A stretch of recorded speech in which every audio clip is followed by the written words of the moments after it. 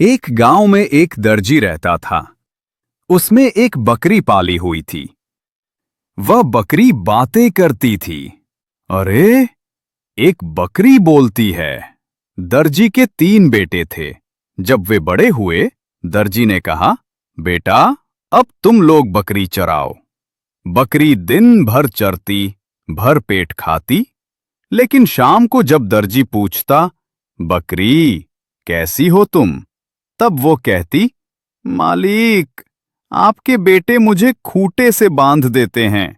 मैं भूखी रह जाती हूं। दर्जी चौंक जाता। क्या? मेरे बेटे ऐसा करते हैं?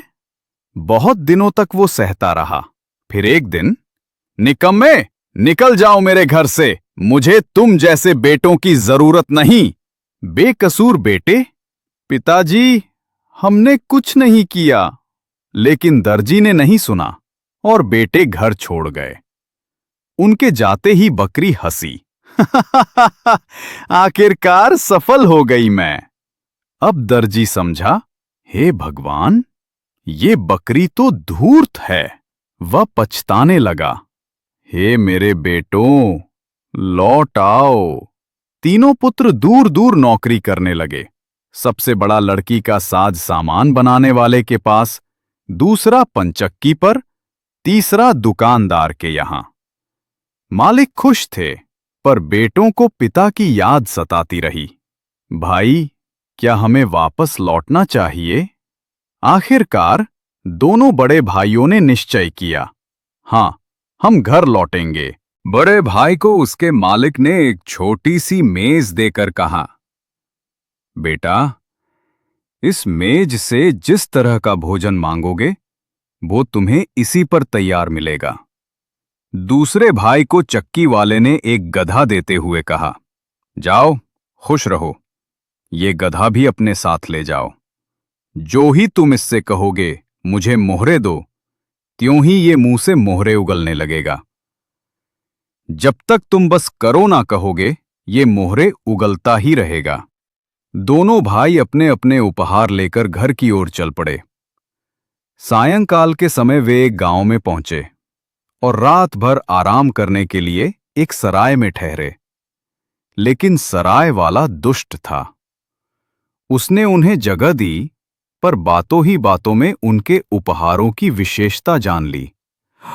सोचिए, जब उसे मेज और गधे के गुणों का पता लगा, तो उसके मन में कैसी चालाकी जागी होगी। उसने उन्हें हथियाने की ठान ली। रात गहरी हुई। दोनों भाई चैन की नींद में सो गए। खर्राटों की आवाज कमरे में गूंज रही थी, और तभी उस दुष्ट ने असली मेज हटाकर हूबहू वैसी ही नकली मेज रख दी। गधा भी उसी शत्ल का लाकर खूंटे से बांध दिया। सुबह वे दोनों भाई नकली चीजें लेकर चले। घर पहुंचे तो पिता बहुत खुश हुआ। गधे और मेज की करामात सुनी तो और प्रसन्न हो गया। लेकिन जब दोनों ने उपहार की परख करनी चाही, तो वे हैरान रह गए। बाप ये देखकर नाराज हो गया, तुम दोनों ने मुझसे धोखा किया है। बहुत समझाने पर भी उसकी शंका दूर ना हुई। उसने छोटे बेटे को पत्र लिखा, सराय वाले से सावधान रहना, और यदि संभव हो तो चुराई चीजें लौटाना। पत्र पाकर तीसरे भाई ने मालिक से घर लौटने की अनुमति मांगी। मालिक ने थैला देते हुए कहा, जब भी सहायता चाहिए कहना, रस्सियां जकड़ो और डंडे मारो। इतना कहते ही थैले से रस्सी निकलेगी, वो शत्रु को जकड़ लेगी।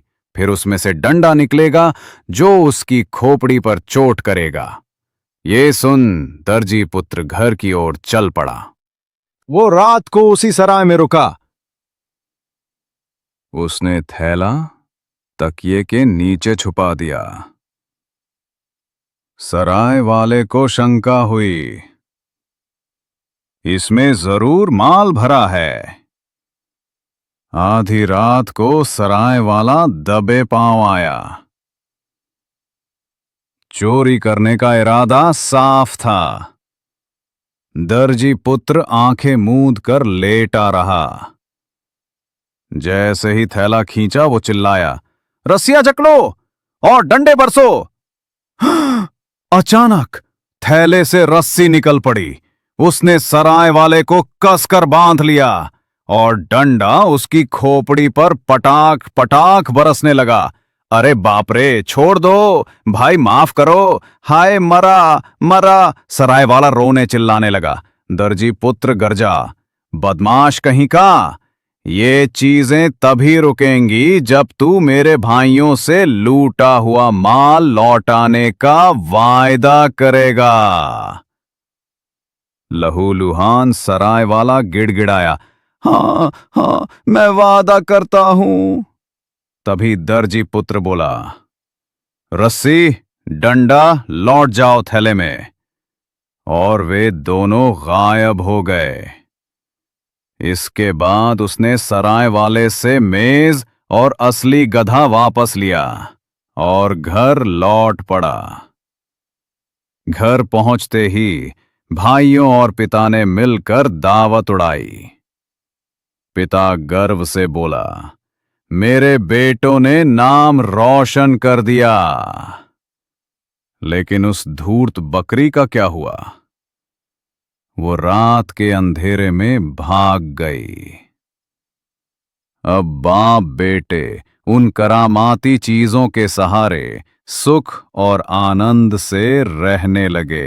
तो दोस्तों, ये कहानी हमें सिखाती है कि सच्चाई और मेहनत का रास्ता भले ही कितना भी कठिन क्यों ना हो, लेकिन उसकी मंजिल हमेशा शानदार होती है।